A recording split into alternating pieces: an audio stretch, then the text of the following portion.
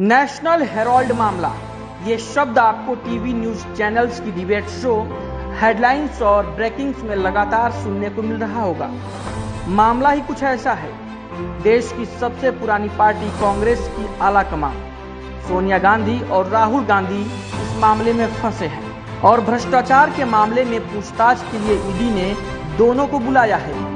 राहुल गांधी को आज बुलाया गया, वहीं कांग्रेस के अंतरिम अध्यक्ष सोनिया गांधी को अब 23 जून को पेश होना होगा।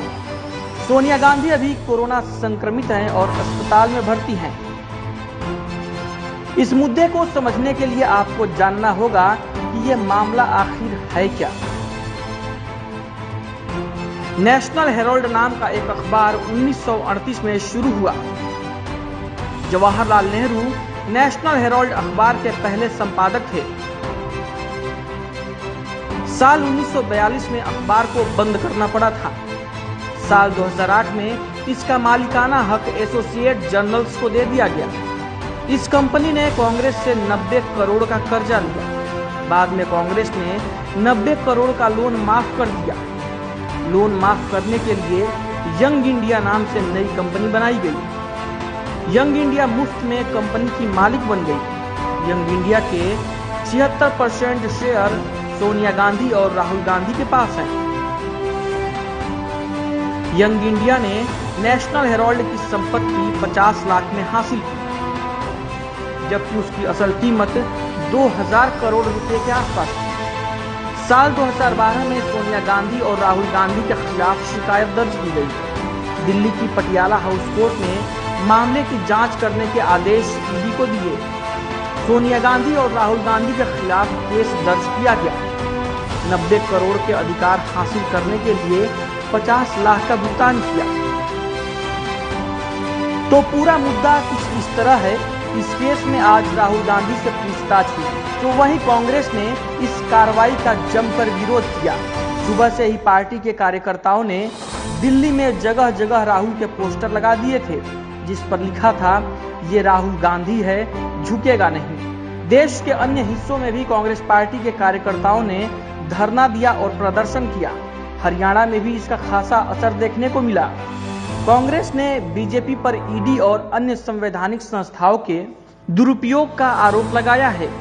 ईडी के सामने राहुल गांधी की पेशी के विरोध में हरियाणा कांग्रेस ने सुबह चंडीगढ़ में प्रदर्शन किया। प्रदर्शन में कांग्रेस के विधायक और कार्यकर्ता शामिल रहे। राहुल गांधी की ईडी में पेशी के दौरान कांग्रेस नेता दिग्विजय सिंह ने कहा, मोदी जब डरते हैं तो वो ईडी को आगे कर देते हैं और ये कोई नया मामला नहीं है। इससे पहले भी कांग्रेस पार्टी और दूसरे विपक्षी दलों के कई नेताओं को ईडी के जरिए परेशान किया जा चुका है। राजस्थान के मुख्यमंत्री अशोक गहलोत ने कहा, सरकार को शांतिपूर्ण मार्च निकालने में क्या दिक्कत है। केंद्र सरकार अपनी इन हरकतों से लोकतंत्र को कुचलना चाहती है। अंत में सत्य की ही जीत होती है। राहुल गांधी की जीत तय है। तो वहीं रॉबर्ट वाड्रा ने कहा, राहुल गांधी तमाम निराधार आरोपों से बरी होंगे।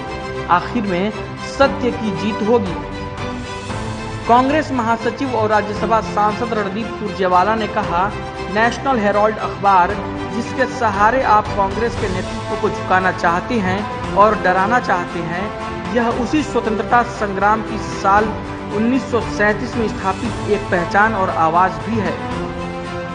जब आज के हुक्मरान अंग्रेजों की मुखबिरी कर रहे थे, तब कांग्रेस के लोग इस देश की मिट्टी को अपने खून और पसीने से सींच रहे थे। उन स्वतंत्रता सेनानियों की आवाज है ये नेशनल हेराल्ड अखबार। कांग्रेस पार्टी के कार्यकर्ता न डरेंगे और न ही झुकेंगे। वे हर भाजपाई हथकंडे को विफल कर देंगे। जब जब भाजपाई डरते हैं तो वो पुलिस के पीछे छिपते हैं। एक लाइन में ये बात है। जब जब भाजपा डरती है तो वो पुलिस के पीछे छिपती है। अंग्रेज भी पुलिस के पीछे छिपता था जब वो स्वतंत्रता संग्राम के आंदोलन को कुचलते थे, और अब मोदी सरकार भी पुलिस के पीछे छिपी हुई है। कभी इलेक्शन मैनेजमेंट डिपार्टमेंट ईडी के पीछे छुप जाते हैं तो कभी पुलिस के पीछे। हम कह रहे हैं, हम देंगे ना गिरफ्तारी, पकड़िए हमें।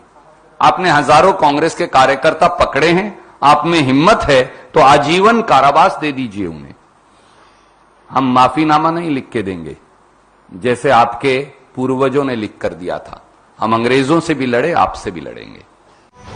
तो वहीं कांग्रेस के राज्यसभा सांसद दीपेंद्र हुड्डा ने क्या कहा, ये भी सुनिए। मैं समझता हूं भारतीय जनता पार्टी जिस तरीके से सरकारी एजेंसियों का दुरुपयोग कर रही है विपक्ष की आवाज दबाने के लिए, राहुल गांधी जी और कांग्रेस पार्टी झुकने वाले नहीं है, उनकी आवाज दबने वाली नहीं है। देश की जनता के लिए हम लड़ाई लड़ते रहेंगे। कांग्रेस प्रवक्ता सुरेंद्र राजपूत ने भी इस मामले में सरकार को घेरा। देश को, देशवासियों को, विपक्ष को और कांग्रेस को संवैधानिक संस्थाओं से नोटिस दिलाकर डराने की कोशिश की जा रही है। ईडी से नोटिस दिलाकर डराने की कोशिश की जा रही है। सोनिया जी को, राहुल जी को नोटिस देकर डराने की कोशिश हो रही है। वो इंदिरा जी की बहू है और राहुल जी इंदिरा जी के पोते हैं। डरेंगे नहीं, ईंट से ईंट बजा देंगे भारतीय जनता पार्टी वालों। हमें संविधान पर भरोसा है और आप लोग संवैधानिक संस्थाओं को कमजोर करने का प्रयास कर रहे हैं। जिस तरीके से 2014 के बाद सारी संवैधानिक संस्थाओं को कमजोर करने का प्रयास किया जा रहा है, कब्जा करने का प्रयास किया जा रहा है, इसकी घनघोर निंदा होनी चाहिए और जनता को इस बारे में जागरूक किया जाना चाहिए। कांग्रेस अपनी जिम्मेवारी पूरी तरीके से निभा रही है। अब सवाल ये है कि क्या गिरफ्तार हो सकते हैं राहुल गांधी? नेशनल हेराल्ड मामले में सोनिया गांधी और राहुल गांधी दोनों जमानत पर बाहर हैं। ऐसे में पूछताछ के दौरान अगर ईडी को लगता है कि राहुल जांच में सहयोग नहीं कर रहे हैं तो वह उन्हें हिरासत में भी ले सकती है। इसके बाद राहुल को कोर्ट में पेश किया जाएगा, जहां ये तय होगा कि उन्हें ईडी की कस्टडी में भेजना है या न्यायिक हिरासत में। बहरहाल मामला लगातार तूल पकड़ रहा है। अब देखना होगा ईडी को इस मामले में क्या सबूत मिल पाते हैं और देखना दिलचस्प होगा कि क्या वाकई इस मामले में गांधी परिवार पाक साफ है।